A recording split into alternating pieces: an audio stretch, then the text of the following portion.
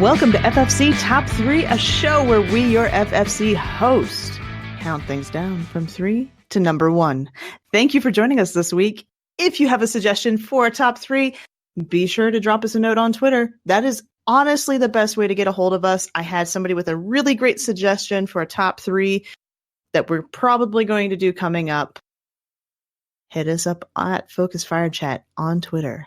This week, because of Shadowkeep, and because of lives being crazy, we're going to do our top 3 moments from Shadowkeep. And in the hot seat tonight, we have my good buddy, WykidJestr, joining us. And I'm going to make you go first, Wykid. So what is your number 3 moment from Shadowkeep release? My number 3 moment from Shadowkeep would be the minute I showed up on the moon and people started screaming at me. Where all these random patrols where I'm shooting by through my Sparrow, and it was sweetened a little bit when Raz, you guys know, who's in chat right now, I was in party with her one day, and I actually got to listen to her shriek on the mic when we drove past, and one of them basically leapt out at her and was like, "Help me!" and did that little whine, and you could tell that she practically pissed herself. It was great. Oh gosh, yeah, just walking around She's the moon very right excited now and about having you people... sharing that story, apparently. Oh yeah, she's a little bit loving it right now. A little bit. You may be in a little bit of trouble. It's okay. She got me back. I think her third probably moment would be when all the little flying bombs blew me up around the corner, and I screamed like a little girl. So it was really all right, entertaining. Yeah, for sure. Blue taking up our number 2 slot. What is your number 3 Shadowkeep moment? Really, honestly, just the renewed interest of the community and having all the new, the influx of new players. Yeah, I think it was crazy because I think they said that they are hitting like 2 million players or something, like just ridiculous, and 41% of them are on Steam, which is really cool. Yeah, you know, I like seeing. We'll get into my other thoughts on Shadowkeep, but I like seeing the community get, passionate again, because we were kind of in a lull there for a moment, and so seeing that is just really, I like seeing the excitement again. Yeah, that has been really nice. I mean, with the excitement, we're also getting a little bit of salt because... Well, yeah, but it's the internet. It's normal. Yeah. But my number 3 Shadowkeep moment, which is kind of amusing because it happened the other day, and I'm fairly certain Wykid was witness to this one, and it was actually my favorite Crucible map from D1. Got removed from D1 at one point, and everybody was just like, "Oh no, it was like it was the best sniping map," because they actually had space to snipe, and there were so many lanes. Like, it was too terribly ridiculous to try to walk through the map without just getting your head taken off. And they don't have it as a Crucible map in Shadowkeep, but you can walk through the old First Light map, essentially. It's a little bit different, but it is so stinking close. Like, a lot of the same tunnels, a lot of the same points are still there. The dome, it's a golden dome. It was the map on the moon that you can get your Sparrow out and kind of race through the map while in a Crucible match. And it was a ton of fun. One of my favorite ones. But yeah, I discovered it as I was going back through, and I was collecting the ghosts last night while in audio chat with Wykid, and walking through, I was like, wait a second, I remember this. I know where I'm at. This is awesome. And it's just kind of been that whole recognizing, going to our old stomping grounds. As a D1 player, it feels really good to have that muscle memory of being like, oh, I remember where World's Grave is, or I know where this is, and just know the routes to get down there because it's the same map. That feels so good to be able to pull that information back out. So that is certainly my number 3. What do you guys think about that? has being on the moon been kind of a nice, refreshing thing since all three of us played D1? You go first, Blue. No. No? Okay. Okay. Honestly, for me, it's been just straight up nostalgic. It's I love the moon. I spent a lot of time on the moon. And Green and I played together. I've pretty much got the entire moon area memorized from D1 as far as all the underground maps, where to go, which way to turn for the world's grave versus the actual Crota and all that good stuff. So it's been very nostalgic and kind of taking me back to the old D1 days, and then seeing just how much has changed with this new installment. There's obviously the progression and the architecture that's fallen apart and changed everything throughout the actual campaign, or while we've been gone, with the Fallen having moved in and some of the structures, and now you got the new hive growth that's actually taking over some of the old structures. Because I was looking at that today with the red hive growth that's actually making the buildings was actually consuming, or looked like it was enveloping, the original structures that were there in D1. Yeah. It was really, really creepy and nostalgic, and yeah, For sure. lots of spikes. Okay, Blue. I need you to explain a little bit more why no.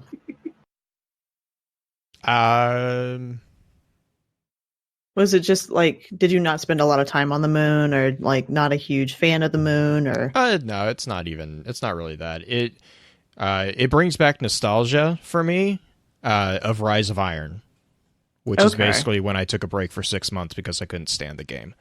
That's fair. I am not a fan of the mechanics, just plain and simple. Nothing against the mechanics. I think that from like a systematic standpoint, I understand them. I see the benefits of them. Just personally, I don't care for them. Still love the story. I have a few issues with the direction that they're going in. But that's neither here or there. We'll probably get into that a little bit later. But I mean, it comes down to the fact is like my schedule in reality is not conducive to the amount of time that I feel is necessary to maintain even a single character in Destiny any longer, which is sad, because it feels really, really like those of us who have to be given a choice between reality and video games, to be blunt, it feels like you're getting edged out, which I know is probably not the intent, but that's how it feels. I don't know. I'm not a fan. I'm just not a fan of the mechanics. I don't really enjoy the way that the game feels any longer, I guess, is the best way to explain it. But again, like, I mean, Green and I, and this is like full disclosure, this is something that we'll probably talk about in the regular episode too. Green and I have kind of had this conversation back and forth because, to be honest, I've not played Destiny 2 really at all. Because when I jumped in, I was like, oh, okay, yep, all right, I'm done. And I just went and started playing something else because it was like, this is obviously me slamming my head against the wall. Because it feels like they are doubling down on the community aspect of the game, which again, completely and utterly fine. I love it. I love seeing, like I said, like the communities, getting involved, community, the building of the social thing. That's awesome. Cool. I don't play games for that reason. I actually don't like playing games that require me to have to be with a team in order to enjoy them. That's actually quite stressful for me personally. And so for me, it was like I liked Destiny because you could still have a degree of that power fantasy and that fun when you're playing solo. And that's just really not the case any longer. I mean, so from a mechanic standpoint, sadly, it's kind of like, all right, well, guess that's where we are. Is it is it the fact that things like the Vex Offensive and the haunts and everything are basically like strikes or fire team oriented, where you don't have to have a fire team to go in there. Yeah, I actually But- don't mind the Vex, and I think you and I were talking about this yesterday. I actually don't mind the Vex Offensive because it's just short enough to, and I mean, again, being a solo queuer, I understand that I am coming into the game with a disadvantage. I've always understood that, and I've always just kind of been like, I kept my opinion about mechanics and game play for the most part really quiet, because I understand that I don't play the game the way that it's very much obviously intended by the designers to be played. And the thing is like at the end of the day, designers can tell you, oh, we want to let you play however you want to play. Like, it's all well and good, but honestly, there is a desired play style that you've designed a game for. Solo queuing is at least in my opinion, is becoming very clearly not that play style for Destiny, which is sad because that's the play style I adamantly play. I don't. It's not. I'm like, it's not like, oh, I prefer it. No, I pretty much only play solo. Like, there's like maybe 2 or 3 people that I am willing to play like with. And again, it's not, it's literally all on me. Like, that's my choice, because when I get into a group, it's extremely stressful for me. And I don't play games to be stressed, if that makes sense. I play games to get away from stress. Totally. So for me, being forced into a component of a mechanic that I'm not a fan of, and that causes me anxiety, is counterproductive, if that makes sense. The Vex Offensive, actually, I really actually don't mind, because the thing is like with the Vex Offensive, it really harkens back to the Infinite Forest with the what was it, the Revelry, where you're running through the Infinite Forest. It was like a really cool combination. Well, to me, it felt like it was a really cool combination of that, and then also a bit of the EAZ that I didn't hate, which was like the mini bosses. So like there was like this really cool thing, because most people, like, there was a huge amount of like dislike for the EAZ. Okay, let me reiterate. I effing hated the EAZ. Okay. But it was not because of it. It was because of the wonky, janky way that it seemed to be setting up matchmaking. Okay. Because, and the thing is like, again, the problem that I had with it was that it was too easy to just idle farm it. And so as a solo queuer, I didn't have a team. So I was always getting matched with people who would just stand there, which, I'm sorry, but if you've ever run the EAZ solo, it's a pain.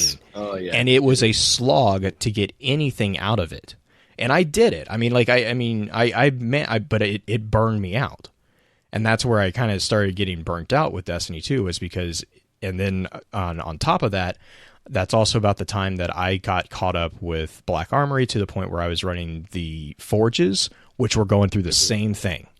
So I was getting, and again, full disclosure, I understand that solo queuing is not the ideal way, but that's what I was playing for hours, because that's what it required in order for me to maintain the achievement progress, to be okay with like whatever this whatever milestone was. And so that's actually what I like about the Vex Offensive, is that I think Bungie did an amazing job in seeing that detrimental situation, and fixing it. They have done an amazing job. They fixed the the Forges now. I think I saw they revamped the matchmaking piece, which is awesome. I love it. It's sad because I'm already done with most of them, but I mean, it's nice that they're learning. It is what it is. You're right. No, it is what it is. I don't hold grudges against them. I'm like, yeah. It's a learning experience. That's what this entire experiment is. But yeah, so like, but the cool thing about the Vex Offensive, I think, is that it takes the best of both of those, and then it combines it with the matchmaking lessons learned. And I think in my opinion, I really do think that that's a really fun activity. It's short enough to be, not super stressful, Sloggy. yeah. It's not like it's not a slog, but it's got that pop to just be like minor strikes. Like I think you kind of hit it right, that it's like miniature strikes, and it's just like it's just fun. I've run into a couple people who have been farming it, which is, it's frustrating, but it is. But the other nice thing is it's a 6 group, so the likelihood of getting an entire group who's just standing around is very low, whereas with EAZ it was 3, and even I think Infinite Forest was 3 too, wasn't it? Wasn't Infinite? Yes. I think it was that. Yes, it was. So like even there we had a couple of, thankfully I've only had like, I never really got like a super laggy group in Infinite Forest runs, but EAZ was horrible. Like, I mean, it was just bad from a solo queuing perspective. Like it was just, I had people who would be involved. Like, I mean, I had the whole thing. Like I had people who ran, they loaded in and didn't do anything. And then we had people who would load in with us. They would kill like 2 or 3. They were farming the mini bosses basically. But then as soon as the major boss drops, they just booked it. And this sucks because the thing that seemed to happen was, if they did that, matchmaking wouldn't kick in for like 5 or 10 minutes. And I have the personality where I'm like, no, I'm in a fight. I'm in a firefight. Like I'm going to finish this. And especially because at that point you don't have like a time thing. And I don't know, it was convergence of a lot of different things. But yeah, like this Vex Offensive, I think hit the sweet spot for that particular activity. Nice. I really do. And I'll be honest, like the patrols on the Mars, like I've been having a lot of fun just hunting down Toland and like capturing the quotes from Toland. There's some really good stuff from him. I do like the workaround that they did this time with the patrols. I'm interested to see how that develops, especially after the season, because the development there. I'm going to be curious if they're going to keep the Phantoms or if they're going to replace the Phantoms with other things. I don't know. With something more up to date. Perhaps. So let's go to number 2s. We're gonna have a lot more discussion, I imagine, on these different topics that are coming up. Mm-hmm. All right, Wicked. Wicked, number 2 for you. Okay, my number 2 was, in reality, it's the culmination of the entire first mission. Just because there was a lot of mixed feelings that came with and mixed realizations that came with the first mission, but ultimately, the big reveal was my number 2 big moment.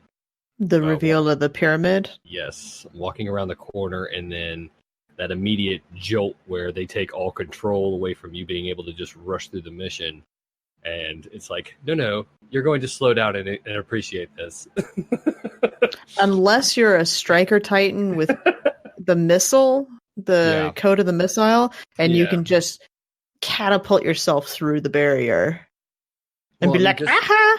Not even to that point, not even getting that far to that point, but just that initial, like you're the first one running through, you see the phantoms over the downward leaning ledge of the moon, and right as you turn that corner, like I was streaming it whenever the game launched, and I sat there for a good 2-3 minutes. My character didn't move.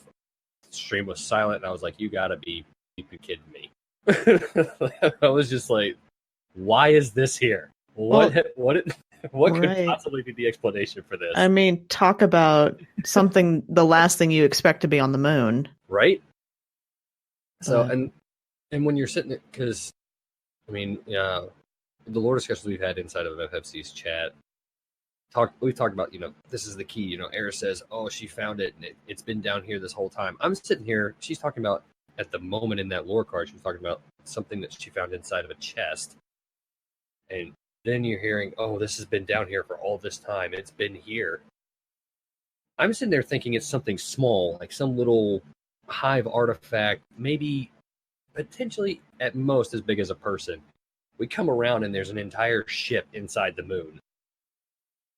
And the first thought in my head was, one, why is that here? And then the second thought in my head was, how long has this thing been here? And just all of it just starts piling in and making more and more sense. It's just like, oh my God, we are such idiots. Mm-hmm. Well, that's the nice thing about the way they can write it, is they can set you up to think one thing and then totally take it away from you the next. Uh-huh. But like, just that whole mission is such a run of gambit of emotions. I mean, you guys both know my military background, Mm-hmm. and like that initial launch where it's, hey, we are landing on the moon and we are taking it. Like, that's legit how, without obviously the separation from your squad and everything else, but that is legit how you see combat something, where it's, we're inserting you in, we're putting you in this position. We have established the beachhead. You're going to hold the beachhead. Once we've established a foothold, you're going to push in and move forward. Mm-hmm. And seeing the foot soldiers, the actual red jacks there with supporting fires, the aerial bombardments coming in, like, it really brought that feeling of, holy cow, we're really going to war with the moon. So it was a really incredible feeling where you're literally fighting. You're fighting in a war at that point, and it's obvious around you because you're seeing things that you don't normally see in Destiny. You're experiencing missions and these little offshoots of, hey, these red jacks are actually taking out acolytes. They're actually damaging them, which, number one, that was something that we didn't run into, where NPCs were actually killing the bad guys that much. So actually seeing the red jacks firing rocket launchers and stuff over the enemy's shoulders, that was great. And then punching in, seeing the Shadowkeep, we're all expecting, the Shadowkeep and all that stuff, going down into the structures. But then to finally dig down deep into the hive structure, only to come across this massive, and from the looks of it, barren, not really built up cave at all. It's just completely rock, left alone, nothing else. And then that sitting in the middle of it. It was just, makes you wonder. Yeah, it was just a complete shock to the system at that point. And really, you got to be wondering, like, you in that position, you got to just be sitting there staring at it like, you got to be kidding me. There's no way. Yeah. So that was my second moment, second favorite moment in Destiny. Nice. Blue, number 2 for you? Kind of going outside of the game again, but the new light system and then the cross save, I think, are my number 2. Again, because it ties into what my number 3, the community, like it brings in a really good way. I've actually talked to a number of people who are actively playing Destiny 2 again because it's free to play, which I think is really cool. I mean, my personal opinions aside, I think that's really cool that's what the intent was, and it succeeded amazingly successfully. Like I think it's kind of, I think, blown out of the water even from their expectations, which is just awesome to see. Yeah. It's been nice to... Go ahead. I said it's been nice to see people jumping on different platforms and helping people out when they can. I've hopped over to PC a few times and helped Cole out, and been able to just hop right back over to PS4 and just kind of be at home on PS4. Haven't turned on my Xbox yet. I'm kind of scared to. I think it might explode, guys. It's been a long time since I turned on my Xbox. Sorry. Maintenance and upkeep has not been performed. Sorry, Blue. It's okay. But okay, good. It's double XP on infection. No. I mean, infection. I'm more apt to be okay with infection because I at least understand the game type. But if it was double XP on Super Fiesta, I would have been like, no. Oh yeah, I wouldn't. I wouldn't. care. I wouldn't. Don't- I wouldn't don't have even dragged you ask. through that. Yeah, I wouldn't even ask. Gosh, yeah, Super Fiesta can just go bleep itself. Even I have heard the tales of this. It's amazing. yeah. I don't know what you're talking about. I think it's only amazing to you to watch me just be like, I don't know what this does, bang bang type thing. It's just, I mean, to be fair, that's kind of what everyone does. Is what's this No. do? Kaboom! Oh, that's what this does. Okay. It's the randomness that makes it fun. It's the Coulson, it's the Agent Coulson from Avengers moment. I've never even fired this, but I'm really curious about what it does. Mm-hmm. Oh my gosh. Well, the thing is like I'm gonna go on a tirade on this. Here we go. Watching Blue and his brother Ben in Super Fiesta, who have played Halo for an extended period of time, way more than I have, who knows what some of these special weapons are. And there's like these weird names for the special random weapons, and they're like, I got this, and I'm like, I don't even know what the names are on the screen. The only one you need to worry about is the answer. If you ever hear us yell the answer, just run. Just get out of the way of whoever has it. And I couldn't tell you what kind of weapon it's It's the flamethrower machine gun that eats everything. It's terrifying. It's gun. absolutely. I'm literally trying to picture this and coming up with some very weird images. So it's basically in Destiny parlance, it's basically a heavy machine gun with what's the D2, the Dragonfly explosive rounds. Mm-hmm. Mm-hmm. Like that's the answer. So, but instead of having like precision kills activated, it's just the bullet. Kills? It's just the bullets activate every. It's just oh my god.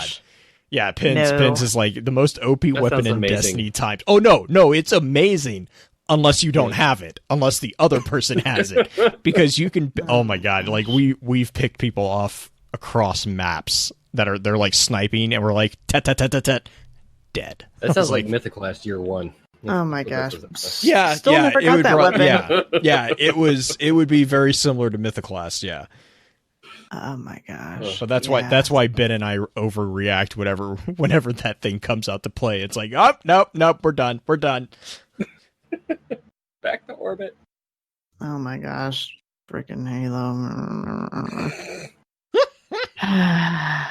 I like the speed of Destiny. I like the variety of Destiny. There's a variety. Just go play Super Fiesta. There's tons of variety. So much Yeah, variety. but I can't move. I'm so slow and you can't. No, you can't. Here's the thing that always gets me in Halo is I play Hunter, so I have a double jump. Without fail, the first match I play in Halo after playing Destiny, I jump off the edge. Like, cause I'm like, I have, cause I with the double jump, you can do the delayed, hop. Uh-huh. And like, I'll be running and I'll jump. And like, as I'm in the air, I'm like, don't do it. Ah, Whoops. it's one of those things where you're like halfway through and you're like, this is going to end badly. Like, this is just not going to. I just have the image of like Roadrunner running out over the cliff. That's very accurate. That's actually. And just shoo. Well, that is very accurate. Like, well, except it's not really as much of like a run straight. I do hop, but it's like I hop purposely like halfway. I don't know. I don't even know what. Like, it's just muscle memory. But literally, I'm like, it's literally you get halfway done, you're like, oh god, and Ben's like, you did it again, didn't you? I'm like, shut it. Mm-hmm. Oh goodness. Okay, so my number 2 moment in Shadowkeep's release actually has been, it's kind of similar to what Blue was saying with Toland, but it's actually been the slowly getting rid of Eris's, like her haunts, I guess, or phantoms. The nightmares. Mm-hmm. First with Saimoda, and then with, was it Omar? No, it was Vale. Vale was this last week. Yeah, Vale was last week, yeah. Yeah, and just watching, it's basically the first mission of Dreaming City when we were able to talk to Petra about more things. Mm-hmm.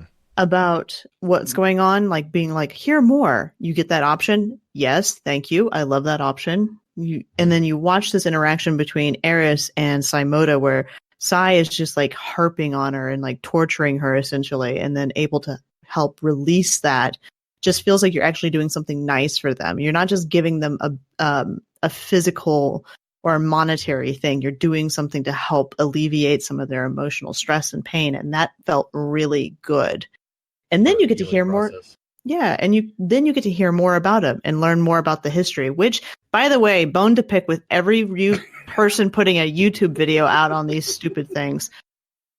I forgot to record the Veltarlo one because I did it on PC with Cole. So I was like, okay, I'll just find a YouTube video. I went through 5 different YouTube videos of this moment, and none of them care about lore. I'm like, why are you recording this if you're not capturing everything that you can get there? Like, go home. I found go it. Home.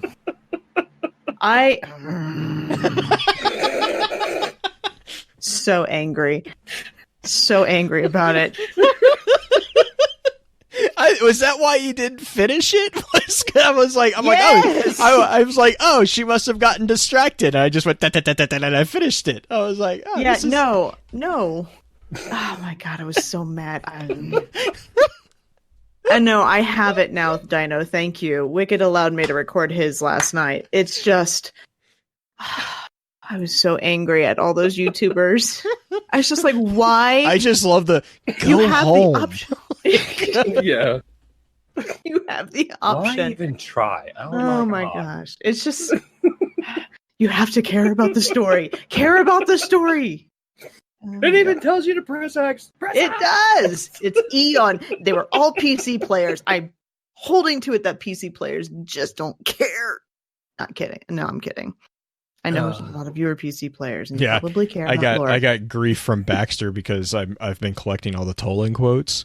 And I was like, oh, hey, Baxter, I've typed them up. And he's like, do you have the clips? I'm like, no, I don't have clips. Why would I need clips? I typed them. And he's just like, you just hear this like, go away. Like, I'm like, I had screenshots, but I deleted them once I transcribed them. I don't need them. I'm the one typing them. I know that. He's like, you are everything I detest right now. I was like, You know, fine. I had that. Don't use the information.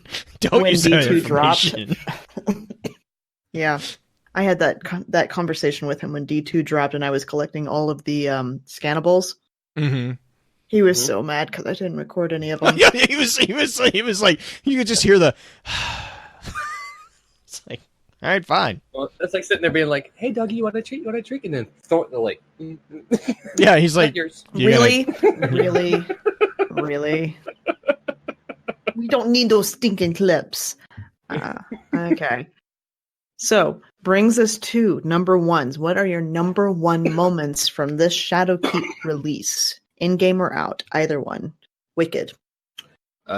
My number one moment is kind of tied into both me talking with everyone else as far as me interacting with the community. Because I've done, you guys know, I RP as Toland online on Twitter, and as Nezarek online on Twitter. And for me, the lore release that's come out has sparked so much interest in what's been going on as far as the actual story, and being able to see the lore easily presented, at least at face value, within the storyline and within the story missions, and being, I guess, so much more accessible to those people who don't necessarily have the time to actually go and dig through the lore. For instance, Kelly had no idea that Hive could only be killed in their Ascendant realm or in their Throne world. She did not know that. Had no clue, because she is a run in, shoot everything, and get the loot. That's the kind of player that she is. And finding out about all this stuff, and she's always been learning this stuff secondhand from me, where I sit down and talk with her and explain things about Destiny lore as best I can. Mm-hmm. And then for, like Green, like you said, the missions where we're helping out Eris more, where she's actually talking about the Guardian, getting to know these individuals, finding out that there's other named characters and that there's a history there and that there's friendship, it really gets you involved and really makes you want to delve in just a little bit more and just be like, you know what? Let me go to my collections and see what just popped open in my lore tab. Let me check that out. Especially the way they've been presenting it. I know there was more than a couple of my friends that I talked to that immediately messaged me this week, or like, dude, what was up with the Veltarlo clip? That was crazy. What? Because it's shocking. They're presenting this stuff in a way that is jarring enough to really make you interested in it. Because there are probably some Destiny players out there that had absolutely no clue what it was when we came around that corner. They had no clue. I'm sure there were some new light players that came out and saw that, and immediately within the first little part of that, as soon as we cleared up that first nightmare, we get a lore drop talking about what's potentially in that ship and the war of the forces that's going on. And I think that the interest and the way that they've approached incorporating the lore in the story has really been doing a good service to the community, as far as people who have not been involved in the lore, actually giving them reason to dig in just a little bit and put a little bit more effort into actually look. So that was probably the largest summation of what I could say my favorite Destiny moment, or my favorite Shadowkeep moment is just the impact that the lore so far has had in rejuvenating interest in the story of the game. Mm-hmm. That, and with the latest book release that we have, that some of us have 2 entries for, others have 4. That's building on one of my own theories, and I'm more than giddy about it, as I'm sure you're aware of, Green. Oh, yeah, we've had multiple chats about it. He may have messaged me at ungodly hours like somebody else used to about his theories. But, you haven't done that in a while, and normally when you message me at 3 a.m., it's about the show stuff. That's fair. That's acceptable. But, yes. All right, Blue. Number 1 for you. Really just, I mean, kind of, I think honestly, probably all of us are going to have similar number ones. It's really the lore. Like, it's again, new stuff to dive into, new stuff to tease apart. As with most of the recent drops, it seems like there's a significant portion. I know Shadowkeep is significantly larger, mostly seems significantly larger because of the retouches on a lot of the old material. Mm-hmm. But yeah, I mean, number 1 is like it's a furthering of the story. It's a clarification of some plot points. It's answers to questions, more questions in other areas. So yeah. Yeah, definitely. I'm going to be... I'm so torn. I have 2 that are like my number 1s, and I can't decide between the 2 of them because one side of them is on the lore side. The other one is actually a Reddit post that I had seen about a week ago. Well, yeah, almost a week ago. And it just kind of dawned the realization of what they were talking about and seeing it in game from a meta perspective. And I think I'm actually going to go with that one. It's when the Vex offensive released at the same time as the raid, we literally had Guardians not only going in on one portion of the Black Garden to attack what was going on there, but we had the community also mounting an offensive to give them kind of like cover, essentially. So we were having an actual in-world meta moment with the entire community, because I still haven't gotten into the raid. Just haven't been able to find time just because work and everything. But I've been able to get into Vex Offensive because that, like Blue was saying earlier, is much shorter and easier to get into. We were able to go in at the same time and have a massive meta moment with the community focusing and being able to help at the same time. So that was definitely my number 1 like realization of, hey, this is cool, because now they're thinking it's not just one team doing everything. It's everybody's working together. Everybody's got a job in some way, shape, or form. If you're not doing one thing, you're doing the other. It's kind of nice. Mm-hmm. Yes. Okay, so really, I was going to say, really gave them a really interesting view on as far as like a battle on 2 fronts. Yes, where felt good.